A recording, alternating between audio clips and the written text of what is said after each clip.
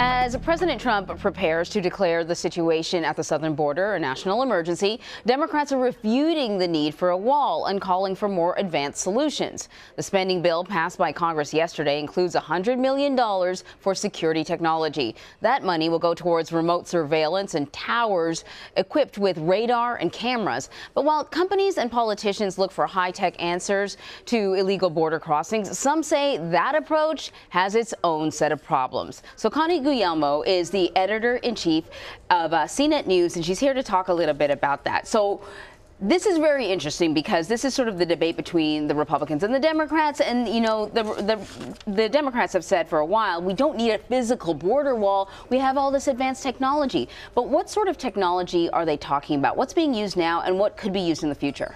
Yeah, right now you have a lot of cameras deployed at the border, as you would expect. You have things that you might have in your home, motion sensors, right? You're looking to detect motion and movement and track where movement is happening across the border. Right. You have drones that are being deployed, and people are looking for more drones that can do aerial surveillance, so you don't have to have people physically patrolling the border, but you can send out these remote sensing with infrared cameras to try to detect the difference between a person and maybe a coyote or a rabbit at the border. So there are some technologies that are already being deployed. The Democrats have said that they want to build a virtual or smart wall. Yeah, right. I've heard that phrase. What does that mean? It means using a lot of technology to supplement physical barriers. Now, no one solution is great. And we should talk about technology is a means to an end. It's not an end. So what are we trying to do? And if you're saying we want to have a way to surveil the entire nearly 2,000-mile border, right? You're going to have some technology that will work. You'll have some physical barriers where it makes sense. So there's not actually one simple solution.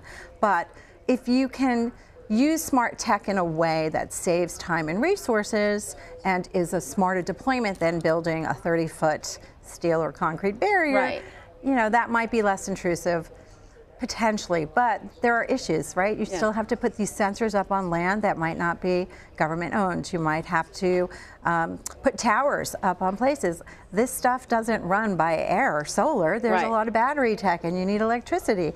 If you've got people in trucks with huge camera arrays on them, we're talking about like kind of the booms that you see in movies which are 30 feet high into the sky. I mean, that's going to have wear and tear on the environment as well. So technology is a means to a part of the solution, not the sole solution. There is $100 million that is being allocated for that. But again, it's a system. When you're collecting data, now you have to analyze that data. We look at AI.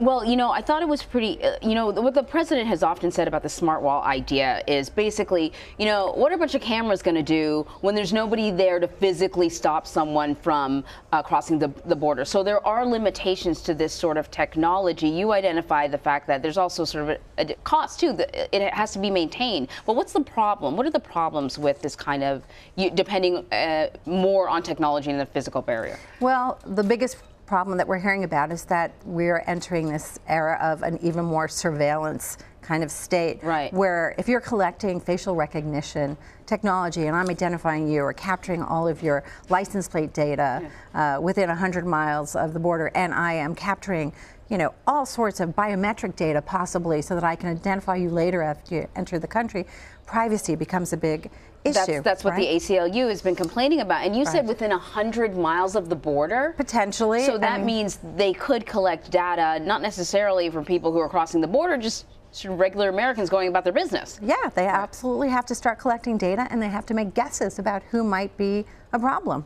And that's where you get into concerns about racial profiling and other kinds of profiling.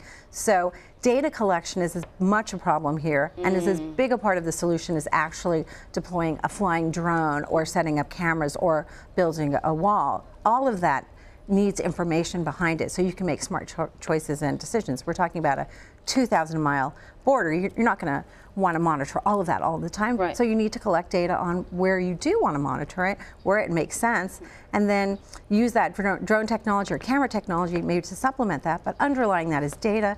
Data means privacy concerns. We know that not everyone, including the government, is really great at securing all of your data. So if they're collecting all that data about you, what are the chances that it could be co-opted or get out there, or you might end up in a system that you didn't think you belonged in? What if you were suddenly denied the right to flight because you ended up flagged on a list, even by mistake? What is that like to unravel? These are the questions that people have concerns about. These are all really, really good questions. Connie, thank you so much. My pleasure.